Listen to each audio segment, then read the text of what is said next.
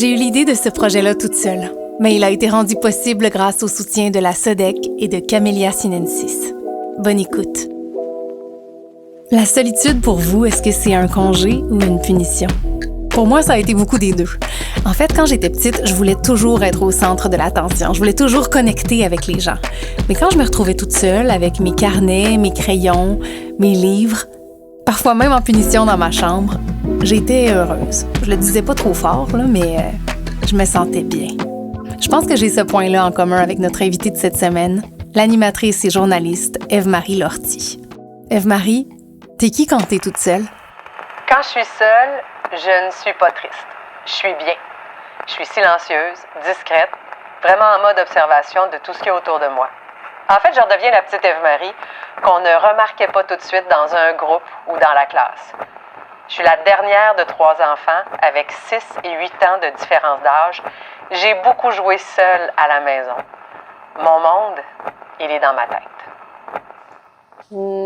Ça me parle. Ça te parle? Mais j'étais pas l'enfant que t'étais, par exemple. Non. Mais mon monde dans ma tête, par exemple. Mon monde, il est beaucoup dans ma tête. Oui. Oui, mais c'est vrai qu'en étant la dernière d'une fratrie de 3, puis mon frère a 8 ans de plus que moi, puis ma sœur 6, ils sont partis, eux, de la maison, puis c'est surtout qu'ils jouaient pas avec la petite dernière. C'était plate. Oui, c'était plate. Puis il y avait pas tant d'amis autour de ma maison. Donc, c'était beaucoup...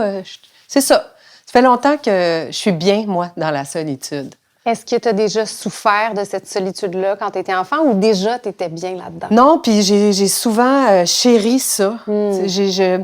La participation à ta belle conversation, Valérie, elle a amené cette réflexion-là. Ça fait combien de temps que tu es bien toute seule, Ève-Marie? Tu sais? Oui, j'ai une 50aine d'années, mais ça a toujours été. Ça a toujours été. Je trouvais à m'occuper toute seule. J'ai voyagé toute seule. Mon premier grand voyage, en 1997, la première fois que je prends l'avion, c'est seule pour aller au Portugal avec un sac à dos. Donc, j'ai jamais eu peur de ça. Puis comment ça a été? Parce que moi, mon premier voyage, ça a été un petit traumatisme quand même, seul. Et puis en plus, il n'y avait pas l'Internet. Je te ramène à une époque où j'avais ma carte pour me repérer, puis mon guide Michelin papier pour trouver où est-ce que je voulais aller dormir, mon routard. Mais écoute, c'était comme ça. Oui, ça avait bien été. Je me souviens d'une réflexion. Au Cap San Andrés, donc au point le plus à l'ouest de l'Europe, puis d'être dans un endroit tellement beau, puis là, j'ai eu une tristesse. J'ai personne avec qui partager ce moment-là. Mais sur 15 jours de voyage, c'était juste, j'aurais aimé partager ce moment-là. Même chose. Mais c'est tout. Sinon, puis à un moment donné, je me souviens, j'étais dans une gare d'autobus. Puis là, j'avais pas d'endroit où aller dormir. Puis j'avais une petite tente, là, une tente de cycliste, là, tout petite. Mais c'était complet dans les campings. Puis là, je commençais à me dire, qu'est-ce que je vais faire? Et j'ai entendu parler français. Un jeune couple, puis la fille dit au gars « Mais quel jour on est? » Puis là, le gars répond. Fait que là, moi, je pars à rire. Je dis « Quand on se demande quel jour on est, c'est que les vacances vont bien. » Conversation qui commence. Finalement, ils m'ont accueilli pour 2 jours. Wow! Des fois, seule, t'es obligé. T'es obligé de parler. Ouais. Moi, je dis souvent que partir en voyage tout seul, c'est t'exposer à plus de rencontres. C'est ça. Mais tu peux aussi choisir de ne pas en faire. C'est le meilleur des mondes. C'est parce que tu peux choisir d'avoir la paix, puis tu peux avoir envie d'aller vers les autres. Aujourd'hui, j'ai le goût de voir du monde, j'ai le goût de jaser. C'est ça, je m'ouvre. Ouais. Puis sinon, moi, je me ferme. Puis quand je suis fermée, c'est clair. Oui? Oui. Ça paraît. Il paraît que ça paraît dans mon visage. Oui. Il y a quelque chose de... Tu sais, on me connaît très souriante. Ouais. Puis je me force pas pour sourire. Ouais. C'est dans ma nature. Mais il y a des moments où il n'y a pas de sourire du tout. Ouais. C'est clair. C'est clair. Est-ce que c'est facile pour toi d'aller vers les autres quand tu as envie de compagnie? Oui, c'est facile pour moi d'aller vers les autres. J'ai un ancien collègue de travail qui m'avait dit « J'aimerais ça que tu me donnes des cours de small talk. Tu sais, de la conversation superficielle quand on est dans un endroit, il y a un petit malaise qui s'installe. Je suis capable. Probablement que c'est une déformation professionnelle. Parce que souvent, en entrevue, rapidement, il faut entrer en contact, en relation. On a peu de temps. On ne peut pas tourner autour du pot. L'humour, c'est pour moi, même si je ne suis pas une grande humoriste, mais je vais essayer de temps en temps. Là, je le fais avec le sourire, détendre, ça aide. Je le fais. Mais aussi, si ce n'est pas nécessaire, que je parle à la personne à côté de moi, je me sens pas obligée de le faire. Ça, c'est bon. Dans ta question, c'était si tu as envie de... Oui. Mais si je suis pas obligée, j'ai aucun problème avec un silence. Dans une salle, on est 3. Oui. On sera 3. On attendra notre tour. On sera appelé par la dame du cabinet de médecin, mettons. Mm-hmm. Je me sens pas obligée, vraiment pas. Tu dis que tu es bien seule. Oui. Tu as une fille, une grande fille une grande aujourd'hui. fille, oui, dans la vingtaine. Mais une grande partie de ta vie, tu as été monoparentale. Tu l'as élevée seule. Oui. Comment c'est?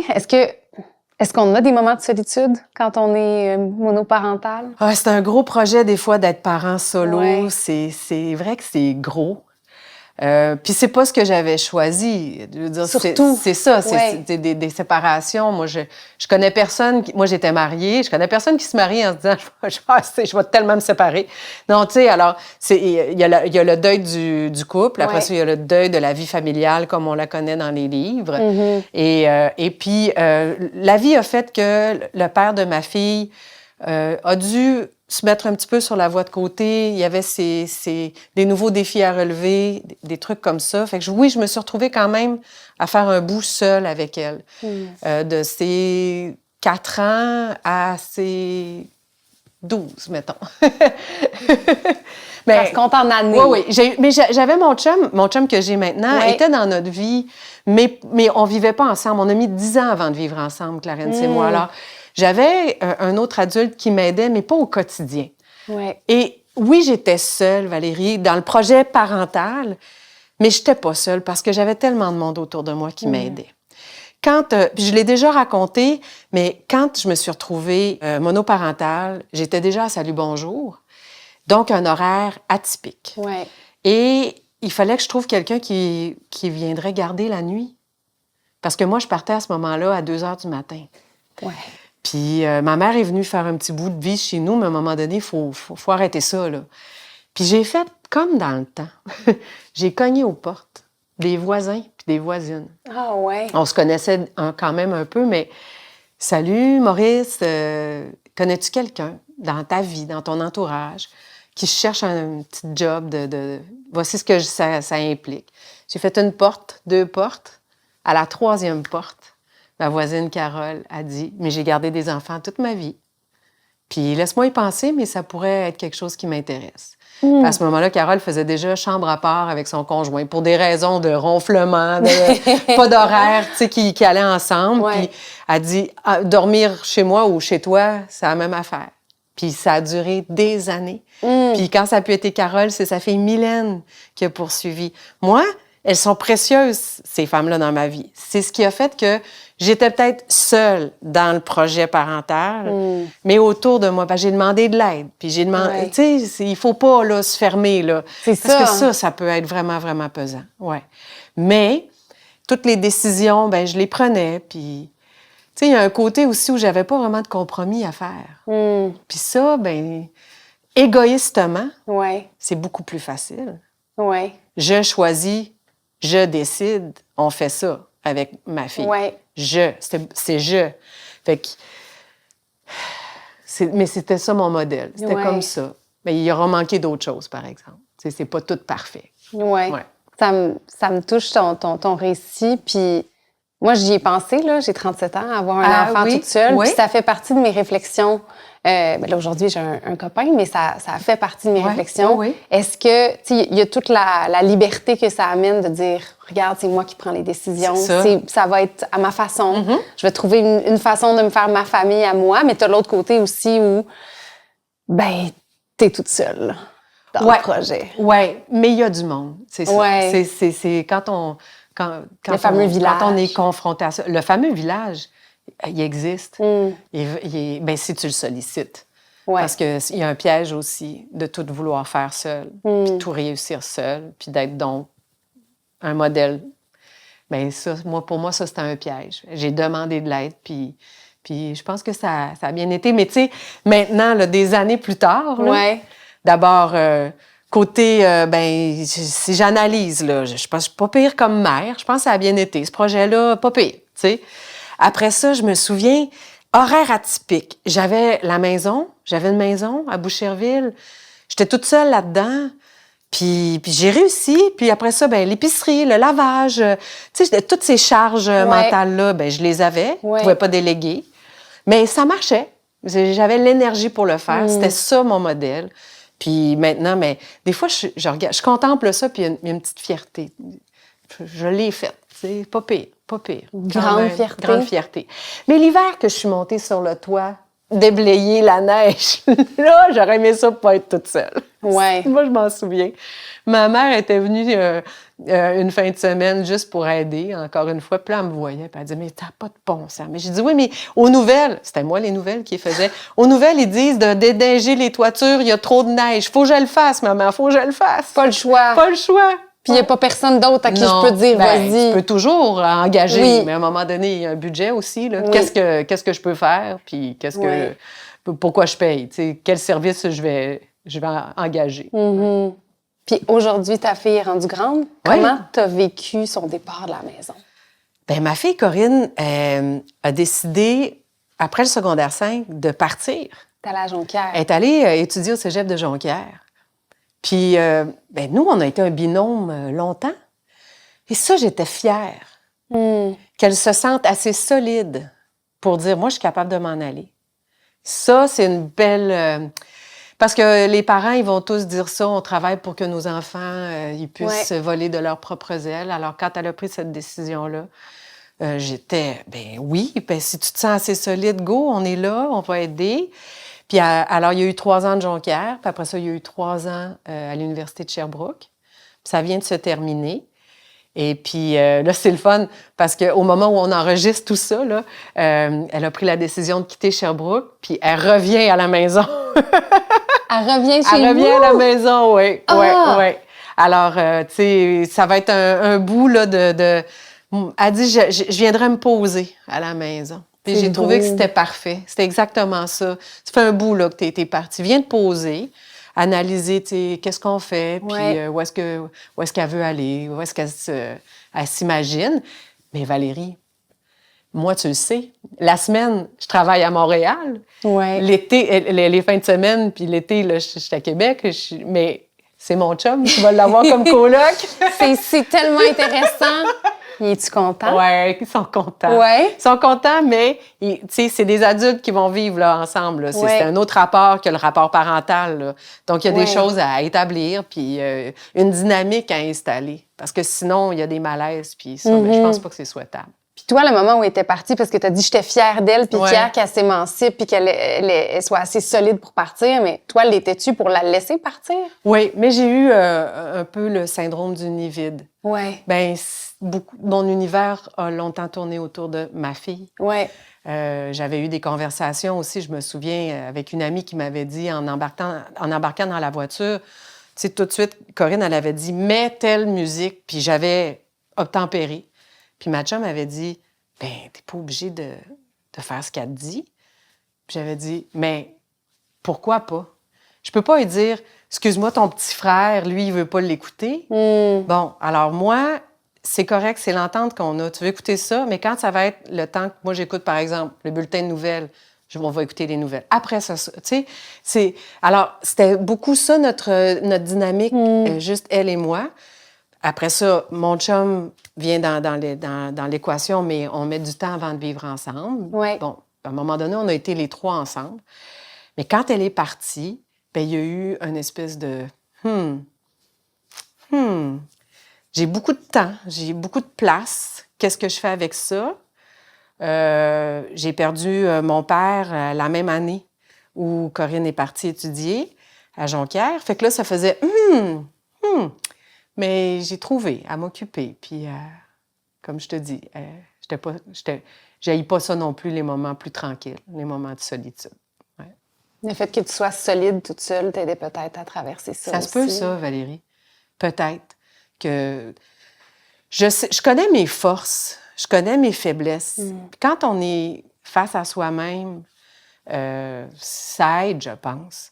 Pourquoi je peux te déclarer ça? C'est un constat que je faisais. Je me connais bien, je pense. J'ai répondu à plusieurs questions. Oui. Ça fait que ça Ça fait que, bon, ben quand tu connais quand tu sais ce que t'es, on dirait que quand il y a pas une épreuve, c'est pas une épreuve qu'un enfant quitte la maison, là, mais je veux dire quelque chose de nouveau, tu sais, un nouvel état d'esprit. Ben là, je me sentais plus outillée. Ouais. Après avoir animé 4 heures de télé en direct à chaque jour, je suis très heureuse quand mon amoureux m'accueille à la maison après mon travail. Mais j'avoue que quand il est pas là, ça fait mon affaire. Ça fait 4 heures que je jase. J'ai envie de silence et j'ai envie de manger mon lunch seul en écoutant une série pas compliquée. Il sait-tu? Oui, je pense qu'il est un peu au courant, mais je ne l'ai jamais déclaré publiquement comme je viens de le faire. OK. Ouais. C'est pas facile de dire ça à des gens qu'on aime, qu'on les aime, mais qu'on veut pas nécessairement les voir. Oui, puis aussi, Alanis Morissette, elle a une chanson où est-ce qu'elle dit tu me plais parce que tu m'as demandé comment a été ma journée. C'est vrai que c'est gentil, ça. Comment a été ta journée? Mais moi, comment a été ton émission? C'est plus fort que moi, j'ai envie de dire, mais tu l'as écouté. Mais tu sais, ce que ça veut dire, c'est comment tu te sentais quand tu as reçu telle personne, tout ça. Mais on dirait que c'est trop frais. Je sors du studio, je viens de le vivre. J'ai raconté l'émission que je viens d'animer pendant 4 heures. Je trouve ça plus difficile, un peu. Puis j'ai beaucoup envie de silence, hein? Puis écouter des émissions pas compliquées. Ouais. Comme des filles qui essayent des robes de mariée, là. Oui. Es-tu belle, la robe? Es-tu pas belle, la robe? C'est juste ça. C'est tout. Elle est belle, cette robe-là. Prends-la. Non, sa mère, elle veut pas. C'est grave. C'est juste ça. J'ai juste besoin de ça pendant un petit bout de temps. Après ça, je vais renaître. Oui.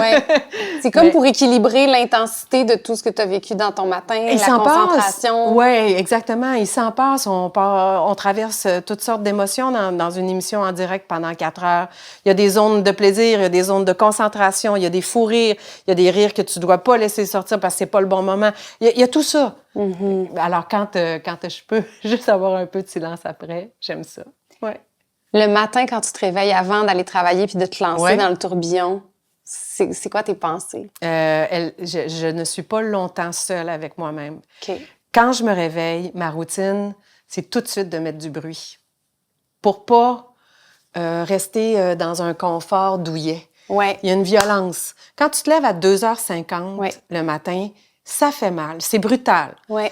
Puis moi, je garde ça. Fait que je me mets du bruit, OK? Puis c'est pas compliqué. Il y a un bulletin de nouvelles à la radio de Radio-Canada qui est diffusé à 3 heures le matin. Je veux l'écouter. C'est mon objectif. Faut que je sois allumée.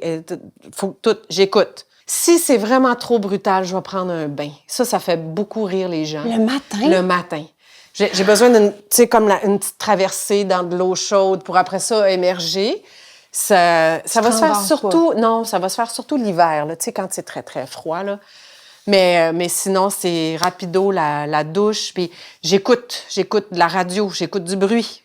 Parlez-moi, lâchez-moi pas. Okay. Ça, c'est comme ça. Dans ma voiture, même chose. Puis rendu au travail, j'ai 1 demi-heure de plein silence. Là, je suis seule à mon bureau. Okay. Puis là, je regarde les journaux, full concentration. Puis après ça, ben là, les gens arrivent. Puis là, il y a une ambiance qui s'installe. Mm-hmm. Ouais. Ça aide à rester réveillée aussi. Oui. Puis pendant les pauses publicitaires, pour être certaine que l'énergie retombe pas, moi, je parle. Je parle avec le monde, on se compte des affaires. Qu'est-ce que tu vas manger pour souper? Ou les gens, les collègues vont avoir une conversation, je vais m'y intéresser. Ça prend tout le temps un peu de stimuli. Mm-hmm. Puis c'est pour ça que quand c'est fini, puis que j'arrive à la maison, pendant un petit bout de temps, puis après ça, ça va ressortir. Il te reste combien de batterie sociale quand tu finis une émission de 4 heures? Hey, ça va dépendre. Ça va dépendre de la semaine. Ça va dépendre si l'activité est planifiée. Puis que c'est une activité qui nécessite de la batterie sociale, je vais avoir emmagasiné. OK. Tu sais, c'est fort, ça. Oui. Alors, si tu sais que tu es en activité pendant toute la journée, tu vas y arriver. Mais si tu sais que tu peux te mettre en écran veille, si tu sais que tu peux le faire, moi, je le fais facilement. Ça va vraiment dépendre. C'est variable. Batterie variable, j'ai envie de te répondre ça. Ouais. Est-ce que c'est dur pour toi de dire aux gens « Hey, on avait quelque chose de prévu jeudi, mais j'ai besoin de temps pour moi. » Valérie, j'ai trop souvent dit à des gens « J'irai pas finalement. » Ouais. Que là, je suis dans une période de ma vie où je dis oui à tout. Ah, c'est vrai? Oui. Puis il y a aussi eu des périodes de vie où il n'y en avait peut-être pas beaucoup des offres parce que monoparentale, parce que horaire de nuit, parce que ci, parce que ça. Puis maintenant, là où je suis rendue, j'ai des possibilités. Puis quand j'ai voulu animer Salut Bonjour à Montréal la semaine, il y avait ça aussi. Tu diras oui aux opportunités qui vont venir avec le travail. Puis tu sais, mon chum, il était d'accord avec ça beaucoup. Alors, le modèle qu'on a, c'est que la semaine, je suis à Montréal, puis lui, il est beaucoup à Québec, mais maintenant qu'il est retraité, il peut venir me rejoindre à Montréal, puis en profiter aussi de ces moments-là. Ouais. Alors, j'essaie vraiment... C'est drôle parce qu'on est ici pour jaser de moments plus tranquilles, de moments seuls, mais il y en a eu tellement. Ouais. Je les ai savourés, puis ils étaient salutaires, que maintenant, j'aime ça dire oui.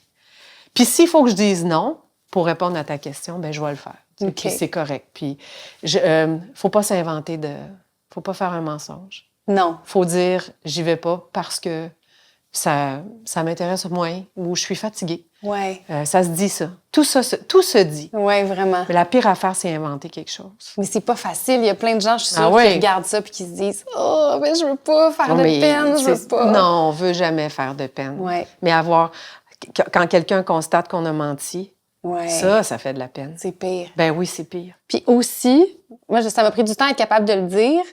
J'essaie de ne pas prendre d'engagement que je peux pas honorer, de le dire d'abord. Ces temps-ci, j'ai moins de temps, j'ai moins d'énergie. Mais si ça se présente, ça m'est arrivé de le faire puis que l'autre dise « Oh, ça m'adonne parce que moi aussi, je suis fatiguée. » Ouais. Des fois, puis tu fais « Mais pourquoi tu le disais pas? Pourquoi c'est moi qui a dû... Mais souvent, c'est ça. C'est vrai. T'sais. Souvent, c'est J'avais envie de te voir, mais je suis fatiguée. Oui. T'sais. On peut-tu juste se dire à la prochaine? Ouais. Puis la prochaine, il ne faut pas que ça soit dans 2 ans. Non. Mais la peur de déplaire, la peur de faire de la peine, j'ai l'air au-dessus de ça, mais pas du tout. Non. Ça prend de la place aussi, mais il faut être capable de s'exprimer. Je pense que tout s'explique. Tout s'explique. Puis c'est vrai qu'avec l'horaire que j'ai, c'est peut-être plus facile à comprendre quand je dis ça va être difficile pour moi. Mes heures de sommeil sont rares de ce temps-ci. Celles que j'ai, je voudrais les préserver. C'est sûr que c'est plus facile. Mais ça devrait être facile pour tout le monde. Au rythme de vie que tout le monde a. Ouais. Puis tu sais, tous les spécialistes le disent, on dort pas assez bien. Alors si on a besoin de juste être en repos, méditation, je rentre tout ça là-dedans. Ouais. Là. Solitude, Moment à soi, voulue, en fait. moment à soi. Ouais. Ouais, c'est important. Tu parles de ton chum, mais vous avez une relation qui n'est pas nécessairement fusionnelle en termes de moments que vous avez ensemble. Est-ce que lui vit bien avec ton indépendance et ton besoin d'espace? Je me dis qu'après 18 ans de couple, je pense que lui aussi a un grand besoin d'indépendance. Et moi, j'appelle ça un peu du renouveau aussi, parce qu'on s'éloigne, on se retrouve, on s'éloigne, on se retrouve. C'est comme ça qu'on est depuis le début. On s'éloigne géographiquement, mais on ne s'éloigne pas en pensée, on ne s'éloigne jamais.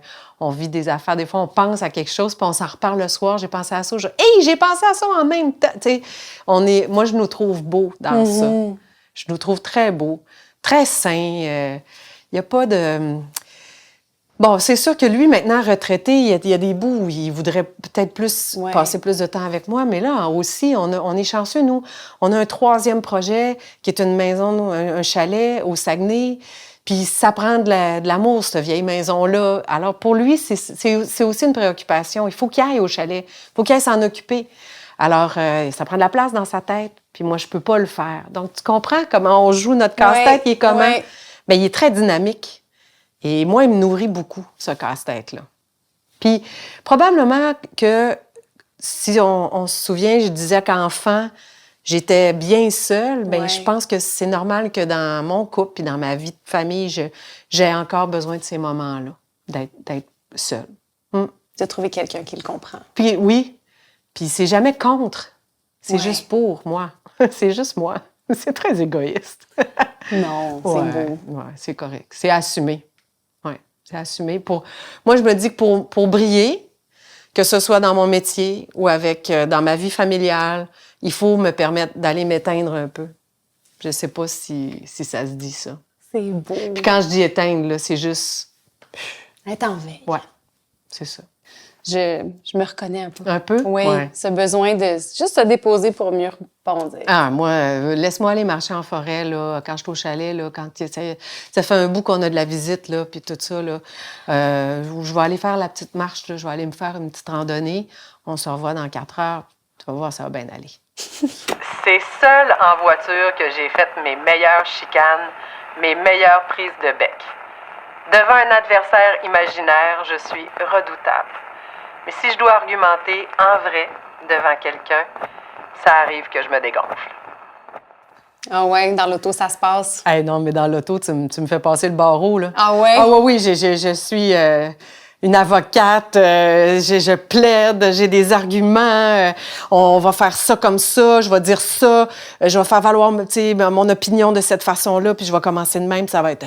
Puis avant que les téléphones main libre existent, ouais. Je me parlais des fois dans l'auto comme ça, mais là, maintenant que les téléphones main libre, j'ai l'air d'être en conversation, j'ai l'air normal, c'est bien. Ouais. Mais avant, tu le faisais pareil. Oui, non, mais je l'ai toujours, tu sais, c'est depuis que je me souviens, depuis que je conduis, c'est dans ma voiture que j'élabore des fois, soit une entrevue où j'ai tu sais, ma pensée, puis je le fais à haute voix, seule. Mais c'est beaucoup plus convaincant dans ma voiture qu'en vrai. Pourquoi? Il y a un rapport avec l'autorité. Il y a un rapport avec la personne devant moi, si elle est en position décisionnelle plus que moi. C'est moins fort que je pensais. Tu sais. J'ai beaucoup de respect ça, pour l'autorité. J'ai un leadership, oui, mais contestataire, non, pas du tout. Vraiment pas. Et puis, je trouve ça dur, faire valoir un point, des fois. C'est pas dans ma nature. Moi, je suis plutôt suiveuse. En étant leader, dans des trucs de création, sur mon plateau, comment je vois mes affaires, j'ai un leadership dans mon équipe. Mais aller au bat, comme on dit, ça, c'est plus difficile pour moi, ça. Oui, oui, oui. Donc, c'est pour ça que dans mon auto, seule, incroyable. Incroyable. Mais je me reconnais vraiment là-dedans. Moi, j'aime pas le conflit. Ben, c'est ça. Donc, oui, pour être un leader dans des projets où on, tu sais, suivez-moi, on fait ça, trouver des solutions, travailler ensemble. Mais quand c'est contre quelqu'un, c'est tellement dur. Je peux moi aussi répéter longtemps, mais toi, tu le dis vraiment à haute voix, comme tu te pratiques. Là. Je me pratique, mais des fois, cette pratique-là, elle n'ira jamais. Elle ne servira pas. C'est un pilote de show de TV qui ne servira pas. Qui ne servira jamais, mais je leur ai dit. Je leur ai verbalisé.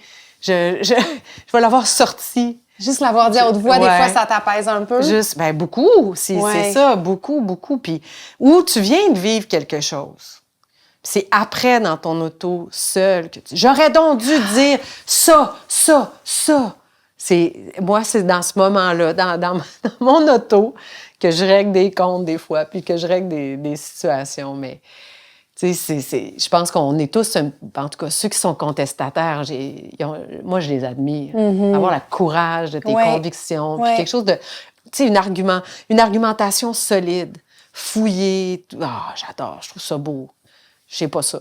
J'ai pas ça en moi. Si t'as pas ça, est-ce qu'on peut l'imaginer que ça viendra jamais ou tu penses qu'à force de pratique dans ton auto, ça pourrait arriver?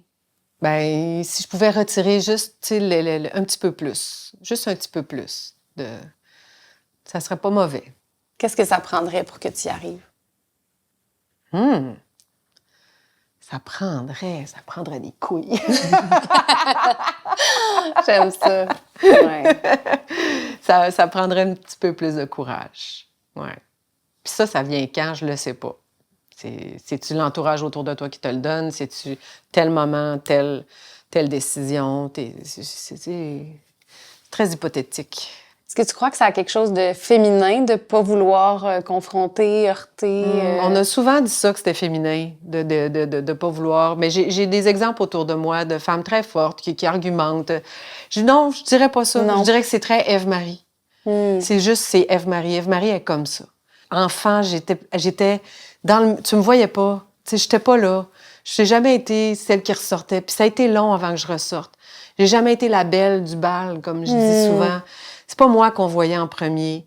Ça a pris de l'impro au secondaire, puis un peu de théâtre, puis tu sais, ça s'est construit petit par petit, tout ça. Puis même encore aujourd'hui, si on est plusieurs, c'est pas moi que tu vas voir en premier. Je le sais, c'est comme ça. Puis c'est correct. C'est correct parce qu'à un moment donné, il arrive un moment où je peux prendre une place. Alors, c'est juste... Est-ce que c'est féminin, ça? Non. Dans mon cas, c'est Ève-Marie. Ève-Marie, je cours pas après le conflit, sauf dans ma voiture. Puis l'attention que tu dis que tu n'avais pas quand tu étais plus jeune, que tu as eu un petit peu plus avec le temps, est-ce que c'était en quelque part pour avoir cette attention-là que tu fais le travail que tu fais aujourd'hui, pour être vue?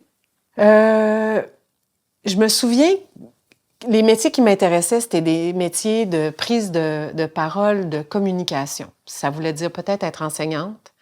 J'ai flirté avec l'idée d'être comédienne. Puis après ça, il y a eu la communication, journaliste ou animatrice.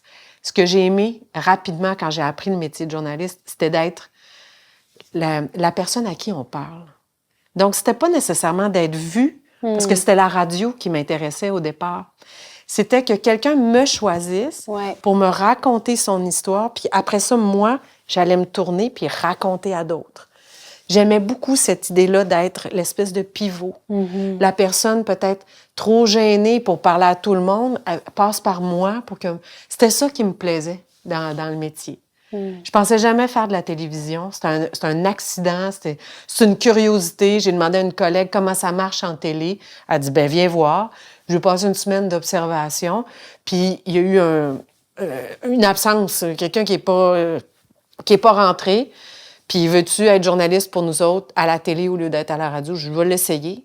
Puis ça fait 30 ans que je fais de la télé. Puis c'était pas supposé. C'est fou. Ouais. Alors, est-ce que c'était pour avoir le regard des autres? Je pense pas. Je pense pas. Mais comprends-moi bien que quand je racontais l'histoire que quelqu'un m'avait confiée, j'aimais avoir cette attention-là. C'est juste qu'à ce moment-là, c'était plus... À la radio, on me voyait pas. Ouais. C'était moins par un élan. C'était pas nécessairement ça l'objectif principal. Mais j'ai aimé faire des pièces de théâtre à l'école, être applaudie. Ça, j'ai aimé ça, là, d'avoir une réaction. Ouais. Ça, j'ai aimé ça. Beaucoup, beaucoup, beaucoup. Ouais. Ça a fait partie de la construction. Puis, toutes ces années où j'étais très silencieuse et très discrète, moi, j'observais et j'enviais. J'ai des souvenirs d'envie. Envie de quelqu'un qui fait rire les autres. Mon père, c'était une lumière. Tu sais, papa, quand il arrivait à quelque part, il faisait rire les gens. J'enviais ça. Les petits clowns de la classe là, qui faisaient rire, là, je les regardais. J'essayais d'enregistrer comment ils parlent, c'est quoi le punch, comment ça marche, pour construire. Je ne savais pas que c'était pour ça, mais j'avais une curiosité de ce côté-là de l'humain, moins gêné que moi. Puis j'ai réussi à aller le réveiller, ce côté-là.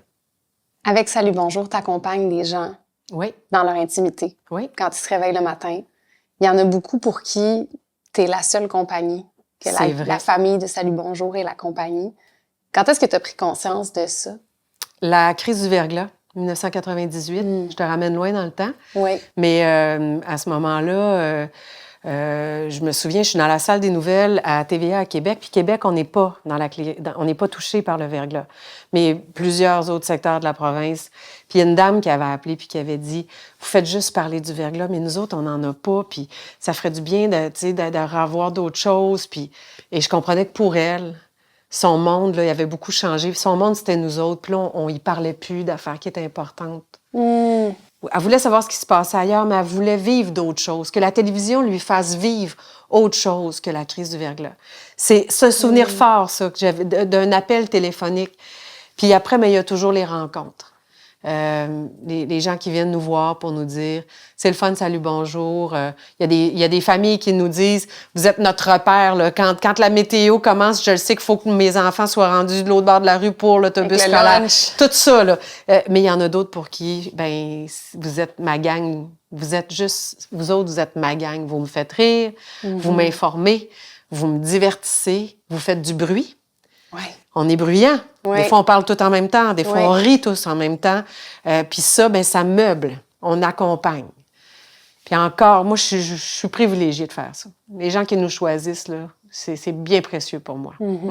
Est-ce que tu y penses quand tu le fais ou... Oh, oui, j'y pense parce que j'ai longtemps dit avant de commencer l'émission, OK, gang, on réveille le Québec. On réveille le Québec, là. C'est quand nous, on part, là, c'est ça qu'on fait. On vous réveille. Nous, oui, on est coiffés, maquillés, habillés, puis ça fait 3 heures là, qu'on est au café, là. On arrive avec une énergie qui va permettre aux gens, eux autres, de se mettre à notre diapason. Comme moi, quand je me réveille la nuit, j'ai besoin de bruit pour pas retomber dans une espèce de léthargie, puis bon, je vais me rendormir. Bien, c'est ça. Ma mère m'a toujours dit, avec un livre, on n'est jamais seul. Elle avait raison. J'ai toujours quelque chose à lire près de moi. C'est vrai. Toujours? J'ai toujours quelque chose à lire près de moi. Ma table de chevet déborde, ma salle de bain déborde. Ah ouais. Il y en a partout. Ce que j'ai commencé, que j'ai mis de côté, ce que je veux lire plus tard. Maman me disait ça parce que ma mère, je pense, m'a transmis ce besoin-là de solitude. J'ai des souvenirs de maman. Elle avait un fauteuil de lecture dans la maison pour elle. C'est à l'époque où les gens fumaient beaucoup. Maman fumait la cigarette, mais dans sa chaise de lecture. Okay. Fait que je la revois, le geste de la cigarette, le livre, puis ce moment-là qui lui appartient. Puis c'était beau. Puis peut-être que mon envie puis mon besoin de solitude part de ça. Donc, moi, elle me faisait pas pitié. La madame toute seule. Ah non, elle avait l'air vraiment bien. Puis mon enfance, il y a des grands moments où je suis toute seule. J'ai une pile de bandes dessinées à côté de moi, puis ça va être ça mon activité. Je vais toutes les lire. Je pouvais en prendre 15 à la bibliothèque, je vais les lire les 15. Ah ouais. Peut-être dans mon après-midi, puis c'était ça. Puis encore aujourd'hui, le livre... Moi, je vais dans une salle d'attente. Si tu me demandes, accompagne-moi, j'ai un rendez-vous chez le médecin, c'est sûr. Oui, il y a le téléphone là, qui est très, très, très tentant, divertissant, mais ça prend le livre pour embarquer dans un voyage, un autre monde, encore une fois, observer des personnages. Ouais. Tu sais, j'ai un petit côté vampire, je pense. J'aime ça, regarder la vie des autres. Même si la vie, c'est une fiction, Ouais. je suis quand même très curieuse de voir ce qui a été construit. Mais les personnages nous tiennent compagnie quand on lit un livre qu'on aime. Qu'on aime, c'est ça. Mais j'en parle avec une autrice. Oui. Hein? Moi, c'est mes personnages, ils m'habitent. Dans ta tête, hein? Oui. C'est ça. C'est bizarre de dire ça comme ça, que mes personnages sont dans ma tête, mais oui, ils parlent dans ma tête, Ouais. puis ils m'accompagnent. Ouais. Puis, Fait que toi, quand t'es seule, des fois, il doit y avoir des idées toujours. Mais moi, je suis pas seule parce que, non seulement je peux lire, fait que je suis jamais complètement... T'es comme moi. Là-dessus, on se rejoint beaucoup, je pense. Vraiment. Le livre, il tient compagnie. Mais la création, c'est comme si quand un livre... Là, j'ai des idées de livres que j'ai même pas commencé à écrire, tu sais, qui m'habitent. OK. Fait qu'il faut que j'y fasse taire. Je fasse comme, non, mais j'ai vraiment le goût de vous jaser, vous autres, mais pas tout de suite. Pas mais le temps, écris-les, là. par exemple, juste sur Oui. pour pas les oublier, Ouais. non? Hein? Oui, Un mémo vocal ou quelque chose? Oui, je me fais ça souvent. J'adore les mémos. Inquiète-toi pas, ils sont pas perdus, ces idées-là. C'est bon, tant mieux, parce que sont tellement belles, tes histoires. T'es fine. Oui, il faut que tu les continues longtemps. Merci. S'il te plaît. Mais oui, puis maman, quand mes parents se sont séparés, ils étaient dans la cinquantaine, eux. C'est dans les années 90. Puis maman a jamais refait sa vie, donc elle vivait seule. Puis je reprends ce que je disais, elle m'a jamais paru triste parce qu'il y avait toujours de la lecture. Puis même si c'était plus tranquille, ou la météo, puis quand elle était vieillissante, la météo ne lui permettait pas de sortir. Elle avait peur de chuter, de glisser. Mais elle lisait. Puis c'était les plus beaux cadeaux qu'on pouvait lui faire. C'était des livres, des abonnements à la bibliothèque. Bien, ça, c'est gratuit, mais ou l'accompagner, aller la reconduire à la bibliothèque, ou des certificats cadeaux dans des librairies. Ouais. C'est ça. Puis ça, c'est maman, ça. Vraiment. Oui. Tu dis que tu n'es jamais seule quand tu as tes livres. Est-ce que tu te sens seule sans ta maman? Ah oui. Ouais. Ah oui, Valérie, ça, c'est vrai. J'ai encore le réflexe de vouloir l'appeler. Puis les dernières années, on s'était beaucoup plus rapprochés.